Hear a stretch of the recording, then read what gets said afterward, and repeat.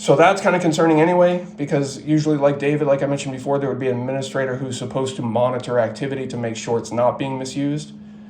And it's allegedly being misused. Flock. Well, David too, but specifically Flock. How's it, Brown? What's going on, man? What's up, man? You know anything about databases being abused for stalking or anything like that? I'm kind of busy. Yeah, I don't want to interfere with anything. I'm just investigating some abuse of databases for stalking and stuff like that. You don't know anything about that? I'm sorry? I'm investigating databases being misused for stalking and stuff. Contact my PD. They can tell you. You know there's a criminal investigation against you right now? In recent videos, you saw that this officer, Jamaris Brown, with the Orange City Police Department, is currently suspended, which that alone was another whole entire saga. That's detailed in previous videos, but he's also under criminal investigation from an outside agency, as well as an internal investigation from his own agency, for allegations of stalking an ex by using or misusing department databases, as well as hidden tracking devices. Potentially battery as well.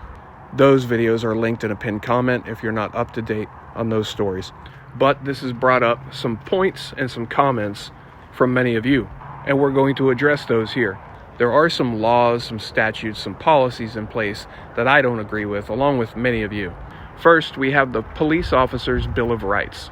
And rightfully so, just like a citizen, everything must be investigated. Innocent until proven guilty, right? Although we know that's not how it works for the people. If somebody makes a claim against you, writes a statement, signs it, they're going to come and take you to jail. And if you have any questions or ask them what proof they have, they're going to tell you that's what court's for. Deal with it later. You're still going to jail. Basically, all you're going to know is what you're charged with. But that's more like guilty until proven innocent. Now, if you make a complaint and allegations against a cop, like in the case of Jamaris Brown, this is where the police officer's Bill of Rights comes in.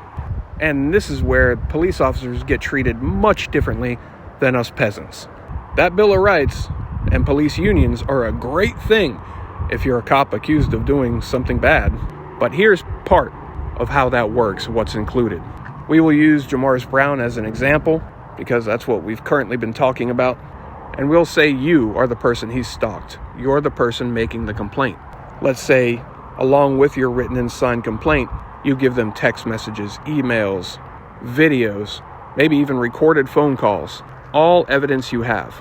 And in a case like this, the victim might be in fear, and they might be in more fear after they come forward. But police administration will gather all of that information, all evidence, everything you provide.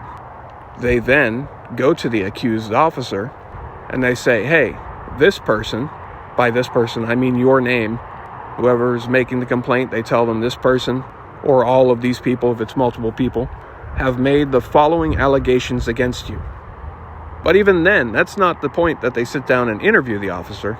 The accused officer must first be provided with all evidence, all names, all evidence, including statements, video, GPS data, anything.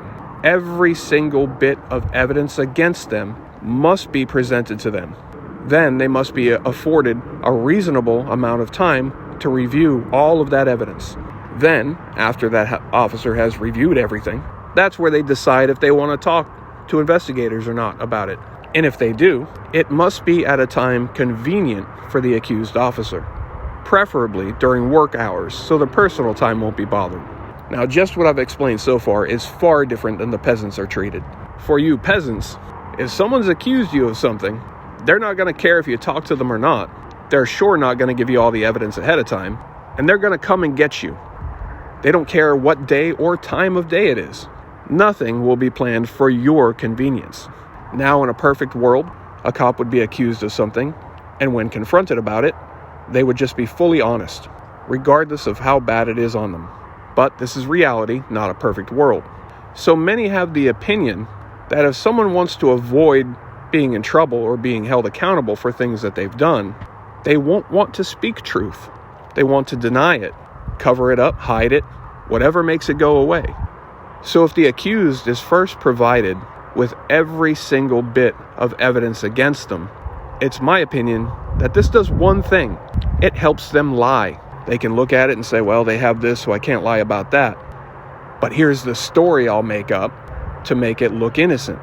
Or, okay, good, they don't know about this particular thing. I can twist this, I can blame this person. And after they've been given plenty of time to review it, study it, and come up with a game plan, which likely is not truth, then they're ready to talk. If that's not crazy enough, let me tell you about the Complaint Review Board. And some of you are going to say this stuff sounds crazy, it can't be true. It's true. So this Complaint Review Board consists of 3 people on the board. Are they just random people? No, they're not. The first person has to be chosen by the administrator of the department. So like the chief of police. The chief will pick the first person.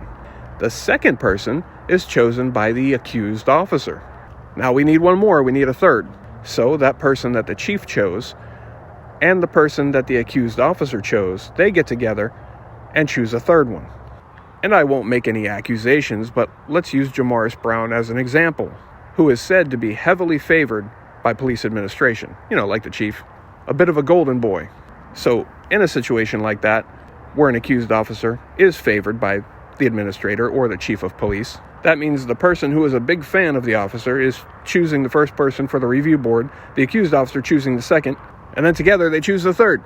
But we can't say anything negative because we know that government agencies are nothing but honest, trustworthy, transparent, and they embrace accountability.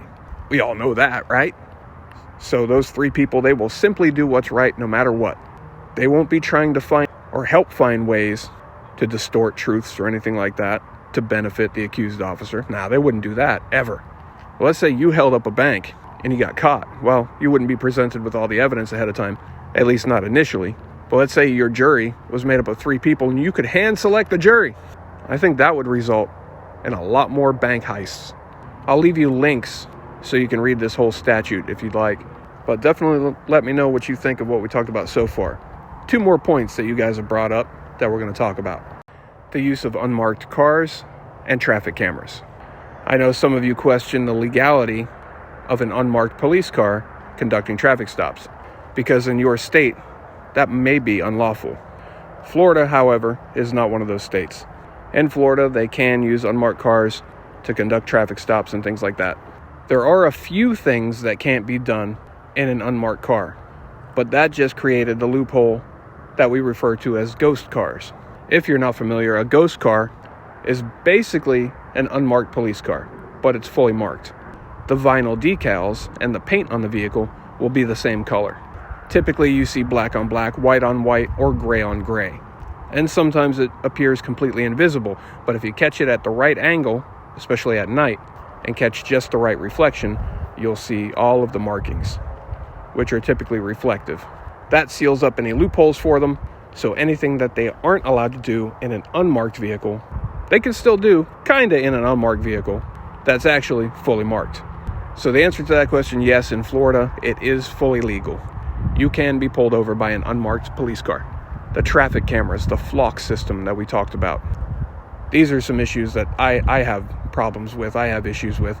Many people say that they are an invasion of privacy, and I fully agree. Now, law enforcement, they lead the public to believe that they are necessary. And they try to make the public comfortable in saying things like, don't worry, nobody's tracking you. They can't look you up just because. These are for serious things, like missing people, abductions, or very, very serious crimes. They'll say, we take tags in scenarios like that, we put them into the system, and then we will be alerted. Any law enforcement in the area will be alerted if that tag that's been entered passes through a camera. And the general unknowing public says, oh, that sounds great. What's the problem with that? The problem with that is just plain not true. Are they also used for that? 100%, yes, they are. And I feel they should be limited to that. The reality of it is many cops, when they're being honest with you, usually speaking anonymously, they will tell you that those systems are abused and misused more than they are legitimately used. Because any cop in any jurisdiction can put in your tag just because and see everywhere you've been. As in the case with Jamaris Brown, that's part of the problem. The allegations are that's one thing that he was doing in the alleged stalking. And police usage of these systems are clearly widely unmonitored. As a matter of fact, I asked this department, the Orange City Police Department, if they have someone, an agency member, assigned to audit and monitor usage. No, they do not. That system, along with the DAVID system, the Driver and Vehicle Information Database, are meant to be monitored to avoid or limit misuse. And if that was actually going on, we wouldn't always see the issues that we see. These are things the public needs to be aware of, and the public should have their voices heard about how they feel of it. Because this is the truth. This is the reality. Not the sugar-coated version given to you by the mainstream media that they get from leaders of these law enforcement agencies. This is the reality. And that reality is that there is nothing, or at most very little, protecting you and your information from any cop who may have something against you for some reason. These systems are in fact used as retaliation, or used for retaliation. They're often very bold about it. As in the case of Jamaris Brown, it's alleged that when he was questioned by the victim as to how he knows her location, he said something along the lines of, "Did you forget that I'm the police? I can see anyone, anytime." That's scary stuff, and we've talked about it before. We've talked about the potential dangers, and now we're looking at exactly what I warned them about. I said, hey, you have to monitor these systems. You have to audit these systems. And if you fail to do it, your agency may end up looking bad if you've got a rogue cop that uses it for stalking or something like that. And now, allegedly, here we are. And make no mistake, this is not just one department. This is everywhere in every state. I encourage you to go to your local departments and ask them what they're doing to protect you from potential misuse and abuse of these police databases. Go to the comments, let me know what you think, your thoughts, your experiences. Make sure you hit the notifications, make sure they're turned on, and you're subscribed. Check out some previous videos and stay tuned for more.